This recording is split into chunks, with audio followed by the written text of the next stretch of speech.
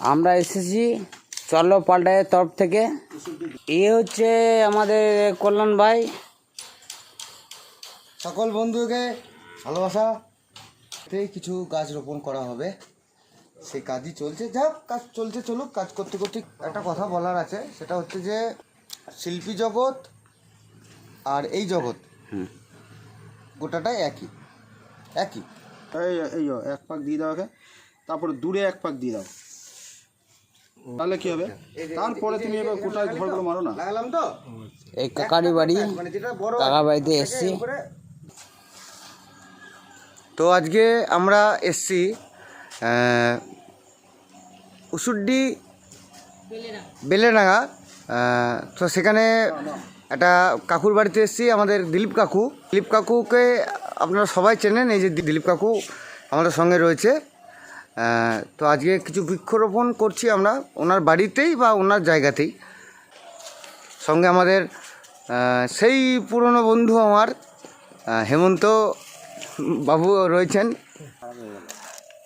আচ্ছা রমজান ভাই, এই গাছটার কি নাম, এই যেটা লাগাচ্ছেন আপনি? এই গাছটা আমরা দিচ্ছি মিয়াজাকি ম্যাঙ্গো। আচ্ছা, যেটা জাপানে একটা সময় এটা 2 লক্ষ টাকা কিলো আমটা বিক্রি হয়েছিল। সেই আম আমরা এই দিলীপ কাকুর বাড়ির সামনে লাগিয়ে দিচ্ছি, একটা মিয়াজাকি আম। বাহ। আচ্ছা দিলীপ কাকু, কেমন লাগছে আপনার বলুন? হ্যাঁ, খুব ভালো লাগছে। ওই জন্যই আমি এই রমজানের কথা শুনে, ভাইপুর কথা শুনে আমি এই গাছটা এনেছি। আপনারাও এই ধরনের গাছ, আরও কিছু গাছ আছে, যেমন আছে আপনার বেলখাস, চিয়াংময়, ব্যানানা ম্যাঙ্গো, এই ধরনের আম আছে। তারপরে আপনার আছে রামভুটান, লিচু, আতাফল, এই ধরনের গাছগুলো আছে। আপনারা এইসব ধরনের গাছগুলো লাগাতে ইচ্ছুক হলে আমার সঙ্গে যোগাযোগ করুন। সমস্ত গাছ আমি এনে দেবো এবং আপনার বাড়িতে এসে আমি লাগিয়েও দিয়ে আসবো।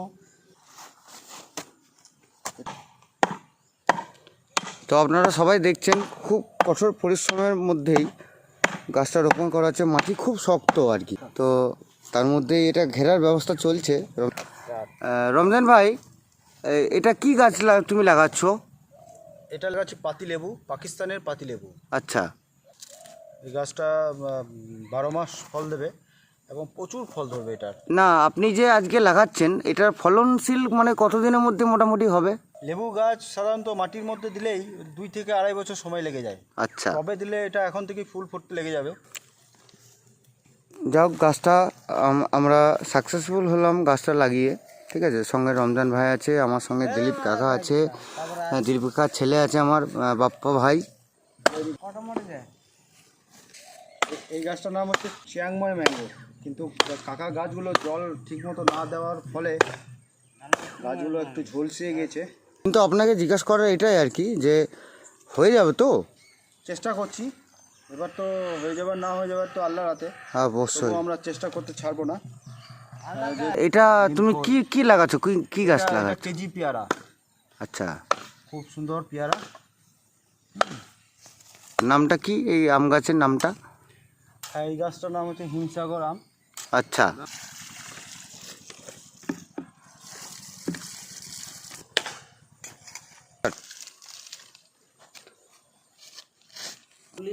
রমজান ভাই বলছি, এটা কি গাছ গো?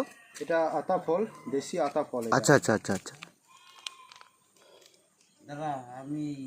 এটা কি দিচ্ছ তুমি? আচ্ছা আচ্ছা, বেশ বেশ বেশ। রমজান ভাই, এটা এই গাছটা তুমি কি গাছ লাগাচ্ছ? এটা আপেল কুল। হেমন্ত দা মাটি দিয়ে দিয়েছে, মানে শিওর হয়ে যাবে। মাটি দাও দুটো। আশা করছি হয়ে যাবে।